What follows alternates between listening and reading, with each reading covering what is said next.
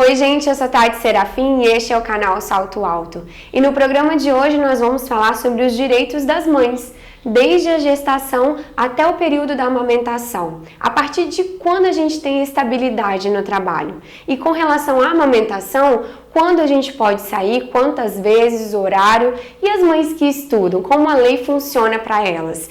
Tudo isso nós vamos saber aqui hoje porque nós vamos receber uma advogada especialista nessa área trabalhista. Quer ficar por dentro de tudo? Então vem comigo que o programa Canal Salto Alto já está no ar.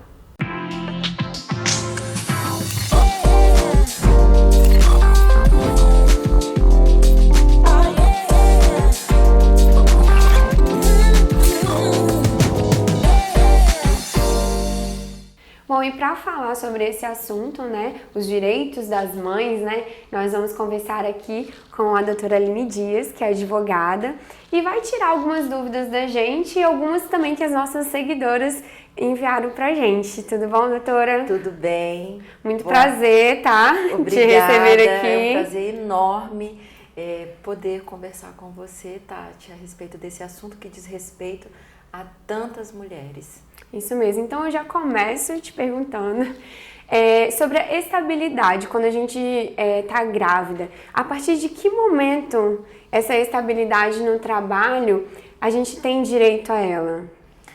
Olha, a proteção que a lei confere às gestantes e aos bebês, ao nascituro, como o direito trata, ela, nas relações de emprego, ela surge a partir do momento da concepção. E aí vem uma questão, a partir do momento que o empregador toma conhecimento ou a partir do momento da concepção? A partir do momento da concepção, a mulher já começa a gozar de estabilidade no emprego. Ou seja, ainda que ela informe ao empregador em momento posterior, a estabilidade delas será contada, iniciará a partir do momento da concepção da criança. Então, por exemplo, eu entrei num serviço recentemente, não sabia que estava grávida. E depois que eu entrei, descobri que estava grávida. E aí, como é que fica essa questão? Então, a partir desse momento que o empregador toma conhecimento dessa gravidez, da sua funcionária, da sua empregada, a partir deste momento a funcionária já terá estabilidade. Pode acontecer, e acontece muito, do empregador dispensar a funcionária porque ele não tinha conhecimento dessa circunstância. E aí o que as trabalhadoras devem fazer é comunicar ao empregador e reivindicar a sua reintegração ao posto de serviço. Entendi. Por exemplo, fui mandada embora, não sabia que estava grávida, estou grávida, eu posso reivindicar esse direito. O retorno ao trabalho. Entendi. E tá bom, a gente descobriu que tá grávida, vamos aos preparativos dessa gravidez, A questão do pré-natal. A gente sabe que a mulher precisa ir várias vezes, constantemente ao médico, fazer consultas, exames. Como que fica esses horários que a gente perde dentro da empresa? Eu tenho direito a sair? Sim. Quantas vezes no mês? Tem uma quantidade? Tem. Até 6 ausências. Inicialmente a gente deve falar que a gestante, a empregada gestante, ela tem direito legal, previsto em lei, de se ausentar do trabalho para ir até o médico. Sim, E em quantidade de até mínima de 6 ausências. E para isso ela precisa trazer ao empregador, ao gestor, um atestado médico comprovando, justificando esse comparecimento, essa ausência e o comparecimento ao médico. Então, se ela foi fazer um exame, ela tem que levar um comprovante de que ela fez o exame. No mínimo de 6. Pode haver alguma circunstância especial que esse número possa ser alterado, uma gestação de risco, por exemplo. mas no mínimo 6. E é a quantidade mínima de consultas que as gestantes possuem direito de serem atendidas no serviço público né? de saúde. Entendi. Agora, por exemplo, quando eu engravidei, eu fiquei um mês passando mal, né? Aquele início de gravidez, a gente sabe que boa parte das mulheres, né, acaba tendo enjoos e tudo. E como que funciona isso? Qual a sua orientação para a mulher que é trabalhadora? O que ela precisa? Ela precisa ter um atestado médico para apresentar nessa... Sim, em toda qualquer circunstância que envolva essa condição de saúde, para justificar a ausência, ela precisa apresentar a comprovação médica de que ela necessita desse afastamento. Então, deve sim informar o empregador e apresentar o atestado médico, que é o documento hábil a comprovar justificar essa ausência. Sim.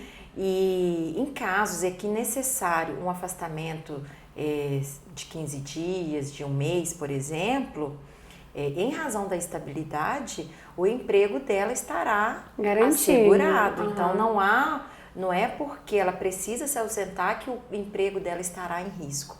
E essa proteção que a lei dá à gestante é uma proteção não necessariamente à trabalhadora, mas é uma proteção conferida pela lei à maternidade em si. Sim. E à garantia do direito daquele ser que está se desenvolvendo. Até porque, Aline, você é mulher também, ainda não é mãe, mas há de ser, né? Eu espero que seja um desejo, assim, que é uma vivência muito importante, assim, na nossa vida. Mas a gente sabe que ser mulher, trabalhadora, empreendedora, né? E ser profissional ao mesmo tempo é muito difícil. Então, você como mulher, você vê essa importância da própria lei estar amparando essa parte da maternidade? Sem dúvida. Isso sempre, a proteção à maternidade, ela sempre existiu. Só que no tempo, na história, as razões eram diferentes, né? Antes é porque a mulher não trabalhava, estava em casa, então tinha, de certa forma, uma outra condição de viver essa maternidade. Os tempos atuais, as mulheres estão no mercado de trabalho, estão desenvolvendo pesquisas científicas e à medida que o fato social vai acontecendo, as leis têm que acompanhar. Se adaptar. E é por essa razão que hoje a gente já vê não só uma proteção à mãe que trabalha, mas há uma proteção às estagiárias, há uma proteção às pesquisadoras, as mulheres que estão desenvolvendo trabalhos de mestrado, doutorado e recebem algum fomento por alguma instituição de apoio à pesquisa. Essas pessoas, essas mulheres também gozam de proteção legal. Como eu já disse, todo este aparato, todo este aparato serve para proteger a maternidade e o pleno desenvolvimento daquele ser que está sendo gerado. Entendi.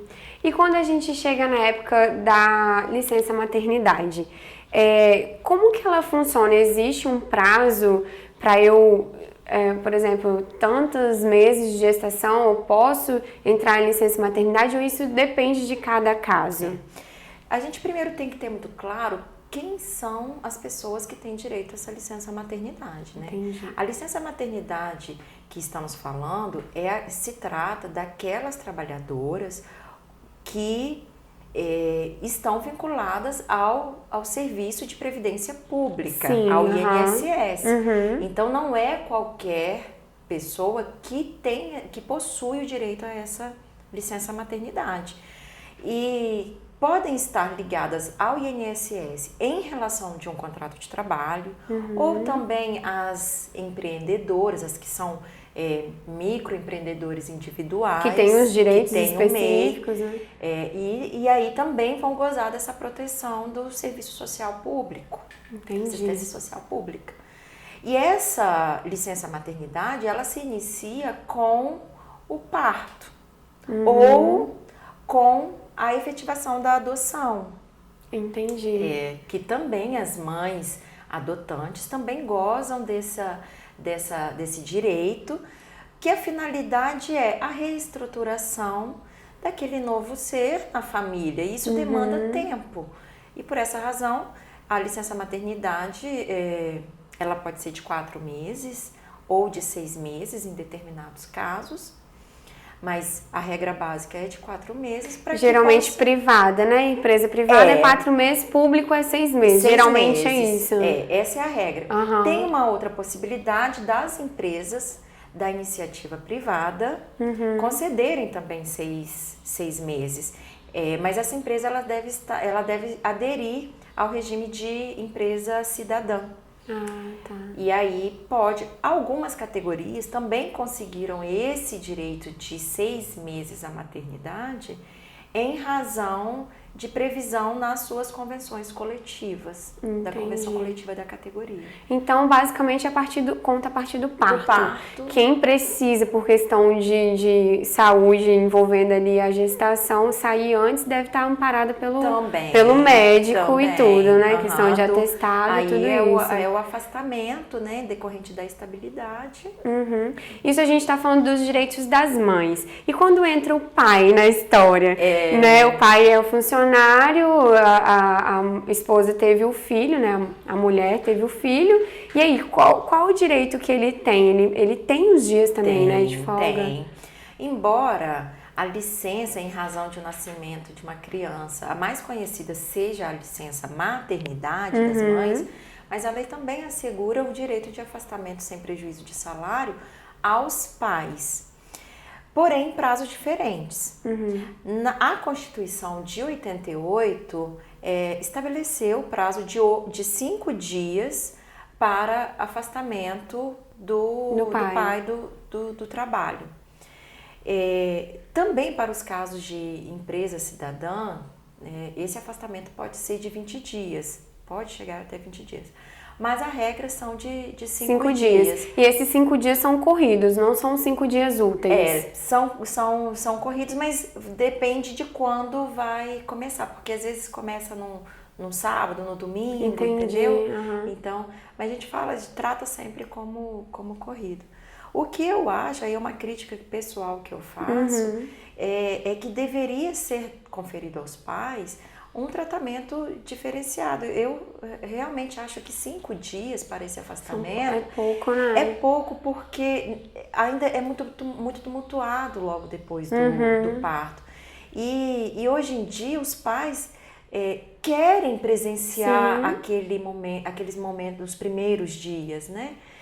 Mas há, de verdade, uma tendência mundial de ampliação desse prazo de licença, justamente para que o pai possa colaborar, eu nem gosto muito dessa palavra, possa colaborar, mas que os pais possam viver essa paternidade como realmente deve ser, plena, né? Uma forma plena, exato. Não de colaboração, mas de vivência mesmo. Sim, até porque se a mulher está dividindo o espaço no mercado, a maternidade também tem que ser, né?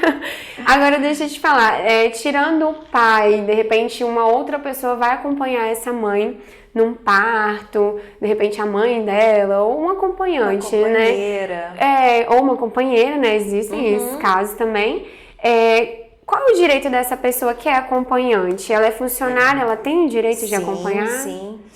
Esse movimento de saúde começou a enxergar a necessidade da participação de ouvir a mãe, a gestante, a parturiente, né? Na fase de gestação, na fase de parto e de pós-parto.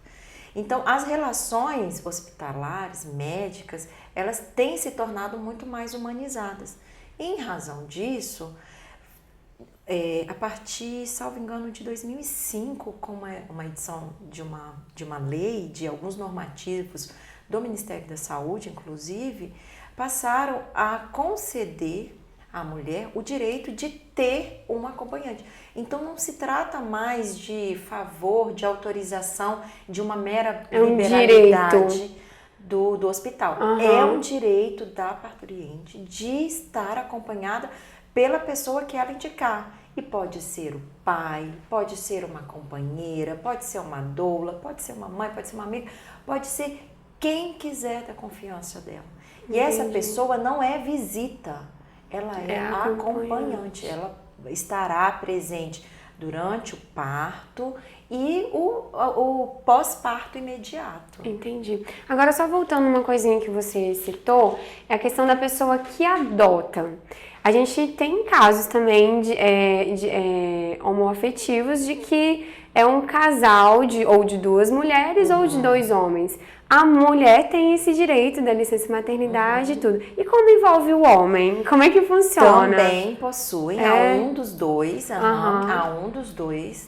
daquela relação, um daqueles dois que esteja assegurado, claro, pela Previdência, também gozará desse afastamento e ainda receberá o auxílio decorrente do afastamento. Nos mesmos direitos. Entendi. E eu vou entrar no assunto, a questão da amamentação, né? Não só na questão do trabalho, mas também de lugares públicos. Quais são os nossos direitos? Posso amamentar meu filho em qualquer lugar, mas antes eu vou chamar o intervalo, tá? Porque nosso tempo aqui já tá corrido.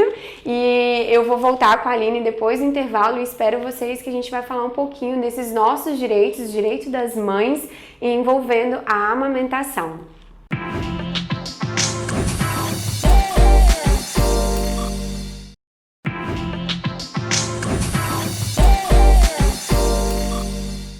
Já estamos de volta com o programa Canal Salto Alto e hoje trazendo o assunto dos direitos das mães, direitos trabalhistas e direitos sociais também, né? Eu estou recebendo aqui no estúdio a doutora Aline, que é advogada, e no bloco anterior ela estava falando pra gente sobre algumas dúvidas que geraram aqui e algumas seguidoras também mandaram, e eu prometi falar de amamentação, né, doutora?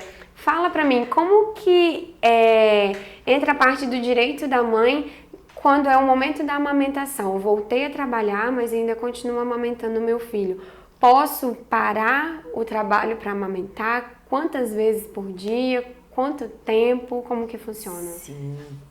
A mãe, após ela retornar ao trabalho, a lei confere a ela o direito de 2 intervalos de 30 minutos cada, para que ela possa amamentar o filho. Esse é um intervalo especial e que durante até 6 meses do nascimento do bebê, né, até que o bebê complete 6 meses, a mãe tem direito de parar 2 vezes ao dia para amamentar o filho. A amamentação é muito importante durante esses 6 primeiros meses.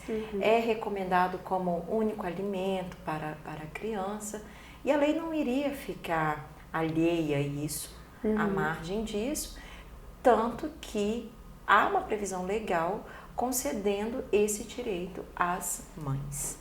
Entendi. Agora, continuando no assunto da amamentação, que gera mais polêmica. Locais públicos. Posso amamentar?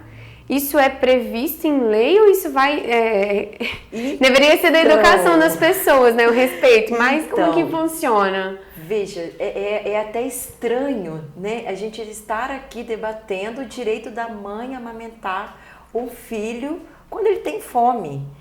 Mas a gente sabe que a gente já assistiu a alguns episódios de mães amamentando o bebê, né? É solicitada a se retirar do local ou a cobrir, colocar um paninho no peito. Veja bem, precisou vir uma lei e estabelecer multa para qualquer estabelecimento que venha constranger a mãe no sentido de pedir alguma cobertura ou que ela se retire do local. Ou seja, não pode, o que demanda a necessidade de amamentar, de tirar o peito, é a fome da criança. Isso não pode, em nenhuma hipótese, ser objeto de constrangimento. Não tem razão para que as pessoas vejam qualquer uma outra possibilidade, qualquer uma outra coisa que não seja o ato de alimentar. Não é uma nudez, assim, não. Na verdade é um instinto primitivo nosso de alimentar o filho. A natureza, eu brinco dizendo que a natureza deu peitos às mães e aos mamíferos, todos os animais Sim. que são mamíferos, para alimentar a prole. Sim, não com certeza. tem nada mais diferente disso. Então, as mães estejam seguras, elas não precisam se constranger por isso, elas não podem ser constrangidas por isso, pedirem para ir para um cantinho, colocar um paninho no peito. Não. Primeiro que assim, particularmente eu acho um ato muito bonito, de uma nobreza e feliz da mãe, e para a saúde da criança, que pode ser amamentada, né, exclusivamente, alimentada exclusivamente pela mãe, que a gente sabe que isso tem uma repercussão na saúde do bebê. Sim. E vai ter uma repercussão de saúde pública, que é a criança que mama, né, Fica menos doente, fica por menos exemplo. doente. Então não existe sentido para ter esse constrangimento. Mas se eu fui constrangida em um ambiente público, um restaurante, sei lá, num banco, a quem recorrer? Quem eu procuro? Ela deve procurar, né, os órgãos que protegem isso. Aí a gente está falando em Defensoria Pública, a gente está falando em Ministério Público, para averiguar essa prática, né, e, né, claro, submeter a estabelecer o contraditório, né, submeter o direito de defesa da parte contrária. Mas, enfim, o que as mães não podem é perpetuar essa prática que já é tão ultrapassada de se. E eu acho que as mães têm que se unir também, né, Aline? É por isso que o movimento de mulheres, ele precisa estar muito, muito unido, as mulheres precisam estar muito integradas, conversarem sobre isso uma com as outras, porque em caso de ocorrência, elas devem procurar informações e saber onde possam reclamar.